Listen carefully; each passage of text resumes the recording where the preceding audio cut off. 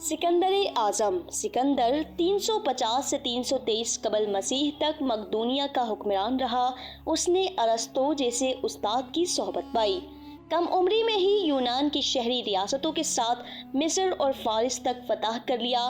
कई और सल्तनतें भी उसने फतह की, जिसके बाद उसकी हुक्मरानी यूनान से लेकर हिंदुस्तान की सरहदों तक फैल गई। सिर्फ 22 साल की उम्र में वो दुनिया फतह करने के लिए निकला। ये उसके बाप का ख्वाब था और वो उसके लिए तैयारी भी मुकम्मल कर चुका था, लेकिन उसके दुश्मनों ने उसे कत्ल करा दिया। अब ये जिम्मेदारी सिकंदर पर आयद होती थी कि वो अपने बाप के मिशन को किस तरह पूरा करेगा। इब्तिदाई जिंदगी। बाप की मौत के वक्त सिकंदर की उम्र 20 साल थी, लेकिन वो इस लिहाज से खुशकिस्मत था कि किस मुश्किल के बगैर ही उसे मकदूनिया की हुक्मरानी मिल गई थी, वरना उस जमाने का कायदा तो यही था कि बादशाह का इंतकाल होते ही तख्त के उसूल के लिए लड़ाइयाँ शुरू हो जाती थी, और इस लड़ाई में हर वो शख्स हिस्सा लेता जिसके पास तख्त तक पहुंचने का जरा सा भी मौका होता। सिकंदर एक तो अपने बाप का इकलौता बेटा था, दूसरा उस वक्त मकदूनिया की हुक्मरानी का कोई और खास दावेदार नहीं था। लेकिन एहतियात के तौर पर सिकंदर ने ऐसे तमाम अफराद को कत्ल करा दिया जो किसी भी तरह उसे नुकसान पहुंचा सकते थे।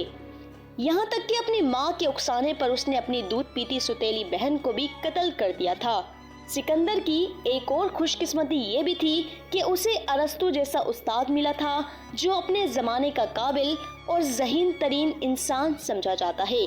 इसके अलावा उसके बाप फिलिप्स ने अपने बेटे की जिस्मानी तरबियत पर भी खुसूसी तवज्जो दी और उसके लिए उसे शाही महल से तौर पर एक पुरफिजा मकाम पर भेज दिया, ताकि ऐशो इशरत की जिंदगी से वो सुस्त ना हो जाए। यहाँ सिकंदर ने जिस्मानी मशकें भी सीखी और घर सवारी, नीजा और तलवारबाजी में मुहारत भी हासिल की। साथ ही साथ अरस्तु उसकी जहनी तरबियत भी करता रहा।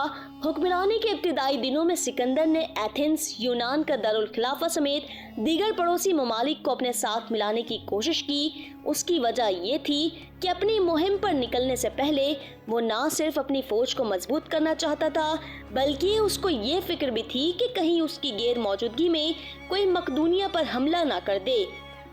2 साल इस काम में बीत गए। इस दौरान में कुछ इलाकों को तो उसने तलवार के जोर पर फतह कर लिया और कुछ मुकाबला किए बगैर ही उसके साथ मिल गए। शुमाल और मगरिब की जानिब से किसी हद तक मुतमईन हो जाने के बाद सिकंदर ने मशरिक की जानिब नजर डाली तो उसे ईरान की वसीओ अरेज सल्तनत दिखाई दी।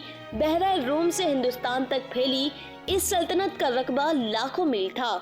उसमें दरिया भी थे, पहाड़ भी था और सहरा भी थे और झीलें भी थी।